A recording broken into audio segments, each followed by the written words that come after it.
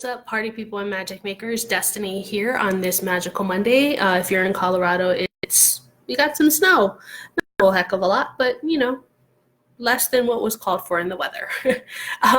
So today I want to talk about why we don't say what we want to say and the things that get in our way of doing that.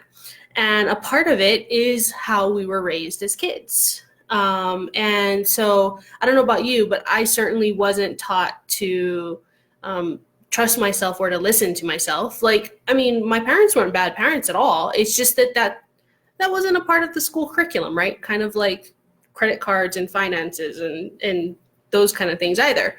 I was definitely taught to be nice and to appease other people, right? Like share my toys even when I didn't want to share my toys. And so growing up, it led to like that kind of a thought in my head. We're also not taught to listen to our thoughts, right? I mean, how many of you remember being kids and just like, oh, so what are the thoughts you're having right now? What are the thoughts about how you're feeling? Like none of that was going on back then. And so those are some really important things to begin the process of saying what you want to say, because how do you say what you want to say if you don't even know what it is, right? That's kind of baffling. And it didn't even dawn on me that it would be baffling until somebody was like, how do you do what you do? And I was just like, what? I kind of thought everybody did what I did, and that's not the case at all, right? And so the listening part is really, really important, because if you're not listening to yourself, then you don't know what you really want to say. You don't really know what you are. I don't really like the word aligned, but what you're aligned with.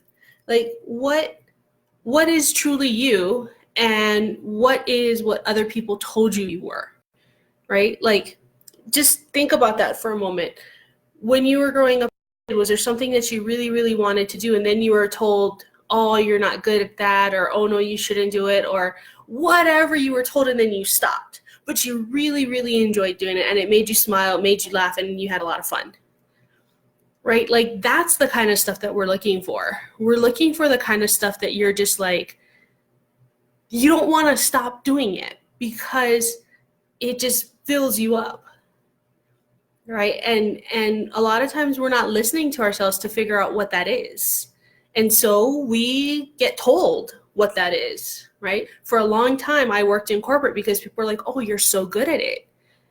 And they were right, like I was, but I was also miserable. And I was just like, oh my God, I don't really want to do this anymore, right? And so it's just kind of like paying attention, right? Are you feeling like really tired, really icky? Like when you get up in the morning, you're like, oh, I don't really want to do that, right? And so then what?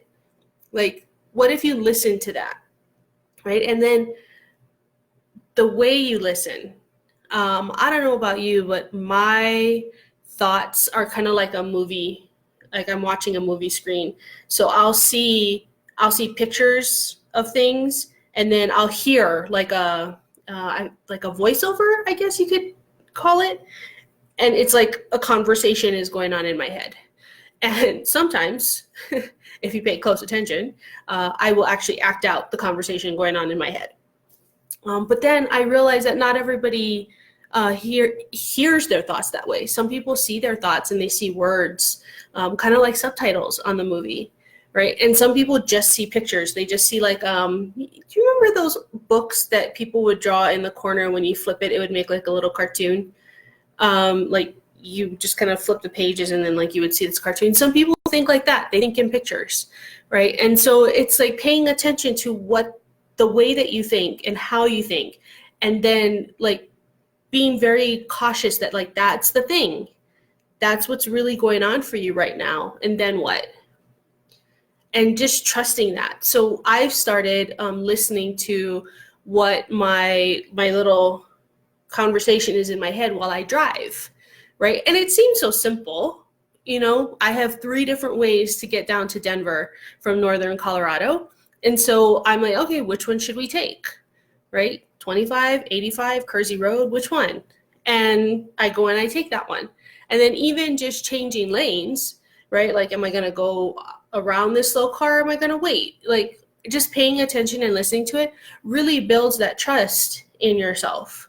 And it's something so simple, right? You're not testing this out in the whole big wide world, and you're not testing it out in your community just yet. You're just yourself in your car and see what happens and start to practice that.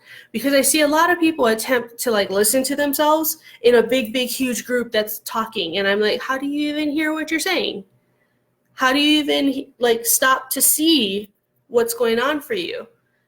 How do you stop to read the words if there's so much going on around you, right? So pay attention to how you think, what you're thinking, and then just listen, because it'll tell you. It'll be very clear. It'll be very, very clear. I went to an event, and one of Corey Michelle's events, and she said that your awareness only says yes or no. It doesn't give you excuses or it's just a yes or a no. So start asking yourself yes or no questions, right? And that's just like what I'm doing with driving. Do I change lanes now? Yes or no? Do I go around this car? Yes or no? Right? And just start listening, because when you start doing that, you start building that trust and exercise it like it's a muscle, right? It's a muscle that you have to get back into the swing of things, of listening and paying attention to yourself, so that you do know exactly what you want to say. And here's the thing, somebody asked me, oh, so I can just go off on people. I mean, you could, but you don't have to. You can still have grown-up conversations where you're still kind and still say what you want to say. It doesn't have to be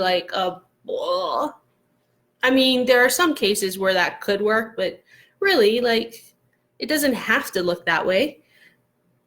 But how would you even know what the options are for saying what you want to say if you don't even know what you want to say, right? That's kind of the piece to fill in there. And so that means paying attention. That means slowing down a little bit. How many of you, when you were kids, were taught to slow down?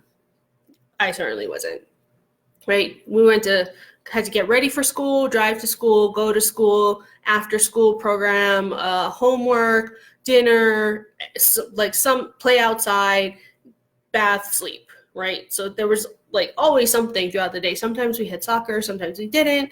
And so it's just there was a lot of doing, a lot of going, right? Not a whole heck of a lot of slowing down and chilling out. And so now it's time to just kind of take a step back. And slowing down doesn't mean stopping. Let me be clear with that. It just means you don't have to go 60 miles an hour. You can keep going, but maybe go 50 and see what comes up, maybe 45.